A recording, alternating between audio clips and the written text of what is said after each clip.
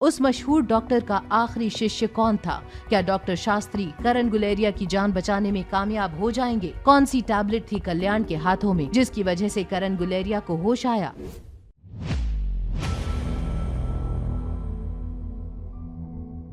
आप बस बताइए कि वो कौन है। वो चाहे दुनिया के किसी भी कोने में हो, मैं उन्हें खुद जाकर यहाँ ले आऊंगा।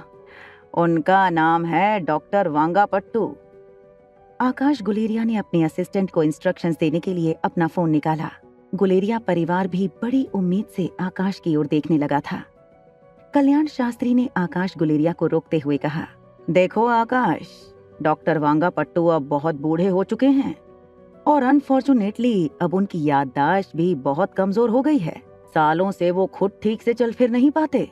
मगर आकाश, मैंने ये सुना है कि डॉक्टर वांगापट्टू ने अभी कुछ साल पहले अपने एक स्टूडेंट को अपनी सारी विद्या सिखाई थी, मगर ये कोई नहीं जानता कि उनका वो शिष्य कौन है। आप चाचा को बस होश में ला दीजिए, मैं डॉक्टर वांगापट्टू के शिष्य को बहुत जल्द ढूंढ लूंगा। कल्याण शास्त्री करण गुलेरिया के बेड के पास अपना आसन जमा कर बैठ गए।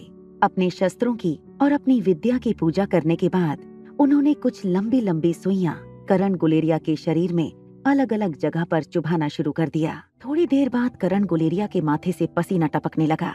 Mister Karan Guleria is out of danger now. I think कल तक उन्हें होश आ जाना चाहिए।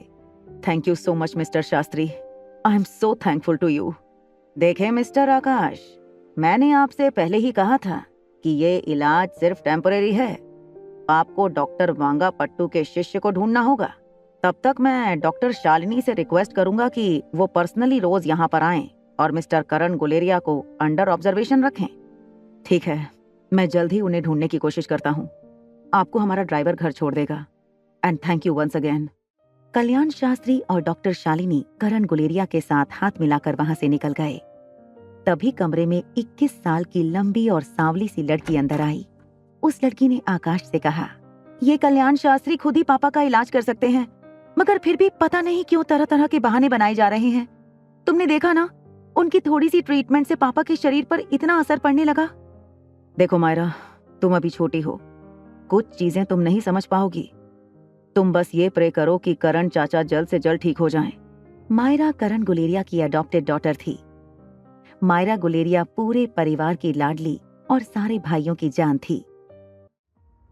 कार में बैठी डॉक्टर शालिनी गुलेरिया हाउस का आलीशान स्ट्रक्चर देख रही थी। सर, मुझे लगता है करण गुलेरिया बहुत क्रिटिकल हैं। अब उनके पास ज्यादा वक्त नहीं है, और जब वो खुद ही जिंदा नहीं रहना चाहते तो हम कैसे उनको बचाएंगे? कल्याण शास्त्री ने शालिनी की बात को बीच में रोकते हुए अपने हाथों की मुट्ठी खोली। मुट्ठी के अंदर आधी टैबलेट थी। गुलेरिया परिवार के घर रोज जाना, करण गुलेरिया को इसी तरह रोज अलग अलग पॉइंट पर प्रेशर देना और फिर ये आधी गोली उनके मुंह में रख देना। ये करण गुलेरिया को जिंदा रखने के लिए काफी होगा। सर, कहीं ये अमृत टैबलेट तो नहीं? हाँ, ये अमृत टैबलेट है। तुम एक काम करो, हमारे ही किसी आदमी को मल्होत्रा फार्मेसी से अमृत टैबलेट की डील करने कहो। वो आज की बाजी जीत चुके हैं अमृत टैबलेट की वजह से, तो उसी टैबलेट की वजह से अगली बार बाजी हम जीतेंगे। आप फिक्र मत कीजिए गुरुजी, मैं कोई गड़बड़ नहीं होने दूंगी। गार्डन में रिया किशन मामा, अंजलि मामी और नानी माँ के साथ खेल रही थी। अनिका ने नानी माँ की आंखों में कुछ आई ड्रॉप्स डाले और नानी माँ से पूछा, अब कैसा लग रहा है आपको? अब तो बस तुम ये ड्रॉप्स डालती हो तभी तकलीफ होती है, वरना तो तुम्हारी नानी की आंखें इतनी तेज हो गई हैं। चाहो तो निशाना लगाने की कंपटीशन में भेज दो, फर्स्ट आऊंगी मैं। बड़ी नानी, क्या मैं आपके लिए इसमें कोई शूटिंग गेम डाउनलोड कर दूं? हम दोनों साथ मिलकर खेलेंगे। चुप रह शैतान, सारा दिन मोबाइल में गेम खेलती रहती है, इतनी तेज है, पता नहीं पढ़ाई कब करेगी। माना कि रिया बाकी बच्चों से काफी स्मार्ट है, लेकिन कब तक इस तरह हमेशा घर में ही उसे ट्रेनिंग देंगे? मुझे लगता है अब इसे किसी स्कूल में एडमिशन दिलवा देना चाहिए। जी मामा, दरअसल मैं ये सोच रही थी किसी अच्छी स्कूल में रिया का एडमिशन ले लिया जाए। तो जल्दी चलते हैं। देखो बेटा, दिल्ली की सबसे टॉप स्कूल तो एक ही है, sunshine international school. Sunshine international school के बारे में कहा जाता है कि यहाँ अगर बच्चों का झगड़ा हो जाए तो पूरे देश की इकोनॉमी हिल सकती थी, क्योंकि यहाँ पर दो खादानों के टकराने का मतलब साफ था, इकोनॉमी में बड़ी उथल पुथल हो सकती थी। देखो बेटा, हम अपनी तरफ से पूरा जोर लगाएंगे, मगर स्कूल से तुम ज्यादा उम्मीद मत रखना, क्योंकि ये लोग सिर्फ उन्हीं के बच्चों को एडमिशन देते हैं जिनका या तो पूरे देश में बहुत नाम है और या इतना पैसा हो कि पूरे देश में उनकी कीमत हो, जैसे मारवा खानदान। तभी अनिका के फोन पर एक नाम फ्लैश हुआ।